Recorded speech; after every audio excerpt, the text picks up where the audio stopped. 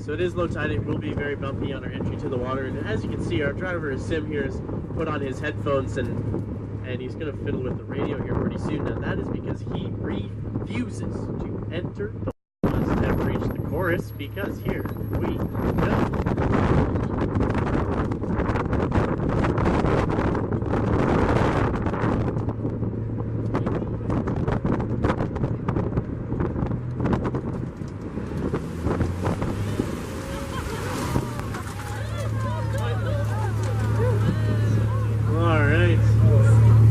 That a little wet, eh?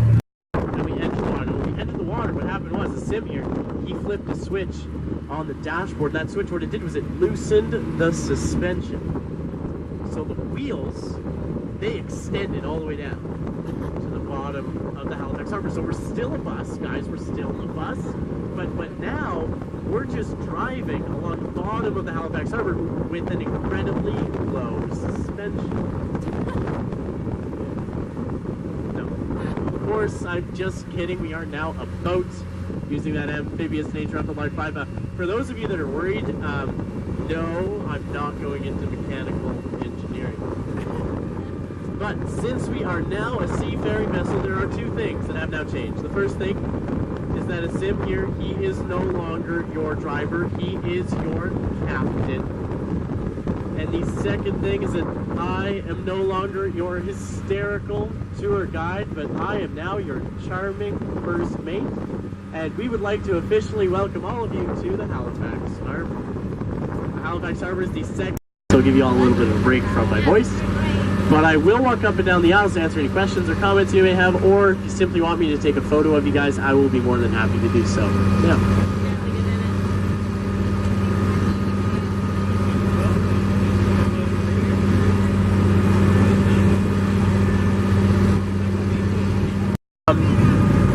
When Pier 21 was open, the book Ulysses by James Joyce wasn't allowed in Canada. We just didn't want that kind of smut entering our country, I guess. I don't really know how else to explain it. But can anybody guess what the #1 most smuggled item through the gates of Pier 21 was? Think Poland for this one. So the next day rolls around, we opened up the gates and traffic is allowed to flow. Now it was a very foggy morning, the morning of December 6th, and the two ships met in the Narrows, didn't see each other until it was far too late. At 8:45 in the morning, they collided. The crew of the Emo came up to check the damage. They look over the side, say, you know what, it's actually not that bad. We're just going to back up, we're going to continue on our way. When the Emo backed up, those two hulls of the ships, they rubbed together, metal on metal created sparks, and this started a fire on board the Mont Blanc. Now, there was only a handful of people in the entire region of Halifax that knew how, and it also shattered each and every window in the city. So 250 people lost their eyes from shards of broken glass that hit them in the face. Now the next day, trying to clean up the city, heal the wounded, bury the dead, the hospitals fill up like that, and we need help. So we send out distress calls to eastern provinces of Canada as well as some of the northern United States. But what didn't help us very much was the Halifax weather.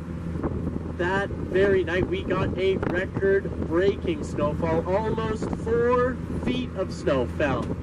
And it knocked out most of our communication with the outside world, and it impeded a lot of people from getting in or out. But there was one city that did hear our calls for help, and they managed to make their way through the snow and ice to help us out. Does anybody know what that city was? It was Boston, right? Boston, Massachusetts. They set up hospital cars, people, food, blankets, clothing, temporary shelters, you name it. Boston, they sent it up here to help us out. I'm just going to pause the story for a second here, folks, because we are just about to go back to land. Being as that we're low tide, it can get a little bit bumpy. You may want to hold on. We don't want anybody to jostle out of their seats. So Boston came to help us out. So what we like to do for Boston now each and every year is we go down to Lunenburg, Nova Scotia. This year we went to Antigonish. But we pick out the biggest, most beautiful Christmas tree that we can find. We chop it down and we send it right down to Boston, where they proudly display it in their Boston Commons. It's a bit of a thank you for helping us out during that time. So, I know what everybody on board is thinking. You guys are all thinking, Isaac, that was a lovely story full of death and destruction and terrible, horrible things that we hope never, ever happens again. Can you please tell us another incredibly depressing story? Well, I'm glad you asked, because this is the time I like to take out of every tour and talk a little bit about the Titanic. The Titanic, I'm sure most of you are much more familiar with the story of the ship that was built in Belfast.